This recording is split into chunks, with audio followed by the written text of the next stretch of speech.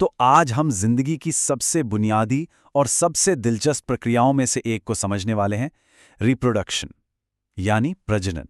ये वो तरीका है जिससे जिंदगी खुद को चलाए रखती है, अपनी कहानी एक पीढ़ी से दूसरी पीढ़ी तक पहुंचाती है। चलिए इस शानदार सफर पर निकलते हैं। लेकिन आगे बढ़ने से पहले एक बहुत ही बुनियादी सा सवाल है। कोई भी जीव एक ऐसी प्रक्रिया पर अपनी कीमती एनर्जी क्यों खर्च करेगा जिसकी उसे खुद जिंदा रहने के लिए कोई ज़रूरत नहीं है? ये एक पहेली है और इसका जवाब ही इस पूरी कहानी का आधार है। तो चलिए हमारे पहले पड़ाव पर चलते हैं। ये एक महंगा मिशन क्यों है? क्योंकि बायोलॉजिकली देखा जाए तो रिप्रोडक्शन एक बहुत ही महंगा सौदा है। देखिए, खाना पीना सांस लेना ये सब तो किसी भी जीव के लिए हर दिन जिंदा रहने के लिए जरूरी है ना? लेकिन रिप्रोडक्शन असल में किसी एक अकेले जीव को इसकी कोई जरूरत नहीं होती, फिर भी इस पर बहुत ज्यादा एनर्जी खर्च होती है। तो फिर क्यों? इसका जवाब किसी एक जीव के जिंदा रहने में नहीं, बल्कि पूरी की पूरी प्रजाति के जिंदा रहने में छिपा है। हम किसी स्पीशीज के बारे में जानते ही इसलिए हैं क्योंकि उसके लाखों करोड़ों सदस्य मौजूद हैं, और ये सब रिप्रोडक्शन की वजह से ही मुमकिन हुआ है। तो बात साफ है, रिप्रोडक्शन किसी एक के लिए नहीं, बल्कि पूरी प्रजाति को हमेशा के लिए बनाए रखने के लिए है। अच्छा, तो सवाल ये है कि आखिर ये होता कैसे है? यहीं पर कहानी में एंट्री होती है जिंदगी के ब्लूप्रिंट की, जिसे हम डीएनए कहते हैं। और जैसा कि हम देखेंगे, इस ब्लूप्रिंट में होने वाली छोटी छोटी गड़बड़ियां ही इस कहानी को सबसे दिलचस्प बनाती हैं। डीएनए यानी डीऑक्सी राइबोन्यूक्लिक एसिड, इसको आप एक तरह की रेसिपी बुक या इंस्ट्रक्शन मैनुअल समझ सकते हैं।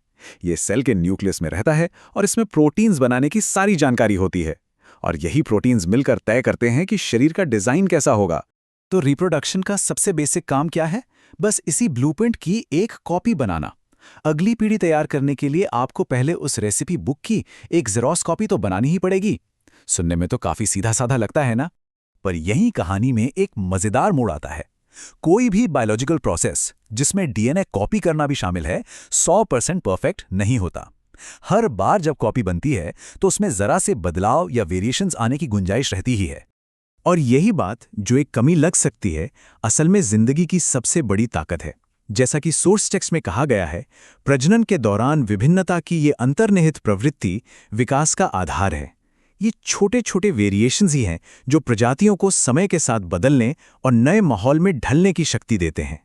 इसको ऐसे समझिए, मान लीजिए ग्लोबल वार्मिंग की वजह से पानी का तापमान बढ़ गया, तो ज़्यादातर बैक्टीरिया शायद मर जाएंगे, लेकिन जिन बैक्टीरिया में थोड़ी सी गर्मी सहने की वेरिएशन होगी वो बच जाएंगे और अपनी आबादी बढ़ाएंगे।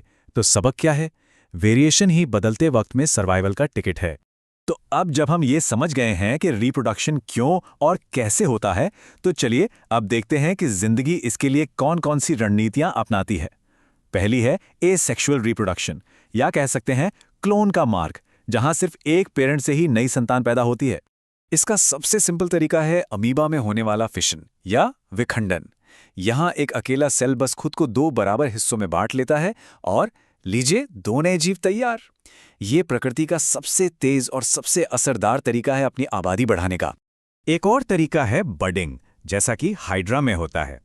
इसमें पेरेंट की बॉडी पर एक छोटा सा उभार या बड निकलता है, जो धीरे धीरे बड़ा होकर एक नए जीव में बदल जाता है और फिर अलग हो जाता है। और फिर आता है स्पोर फॉर्मेशन। राइजोपस जैसे जीव छोटे छोटे मोटी दीवारों वाले स्पोर्स बनाते हैं। ये स्पोर्स बहुत ही मुश्किल हालात झेल सकते हैं, और जैसे ही इन्हें सही माहौल मिलता है, ये एक नए जीव के रूप में उगना शुरू कर देते हैं। लेकिन जिंदगी के पास एक और तरीका भी है, जो थोड़ा कॉम्प्लेक्स है पर कहीं ज्यादा पावरफुल है, सेक्सुअल रिप्रोडक्शन।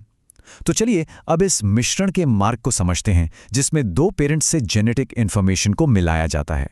तो एक तरफ है एसेक्सुअल रिप्रोडक्शन, तेज, आसान, पर सब एक जैसे। दूसरी तरफ है सेक्सुअल रिप्रोडक्शन, थोड़ा धीमा, थोड़ा कॉम्प्लेक्स, लेकिन ये एक जेनेटिक लॉटरी जैसा है, जो हर बार वेरिएशंस के नए नए कॉम्बिनेशन बनाकर इवोल्यूशन की रफ्तार को तेज कर देता है। पर इससे एक बहुत बड़ी मुश्किल खड़ी हो जाती है। सोचिए, अगर 2 जीव अपना पूरा डीएनए मिला दें तो उनके बच्चे में डीएनए डबल हो जाएगा, और फिर अगली पीढ़ी में 4 गुना। ऐसे तो पूरा सिस्टम ही गड़बड़ा जाएगा। तो प्रकृति इस मुश्किल गणित को कैसे हल करती है? इसका हल छिपा है नेचर के सबसे शानदार तरीकों में से एक में, मियोसिस।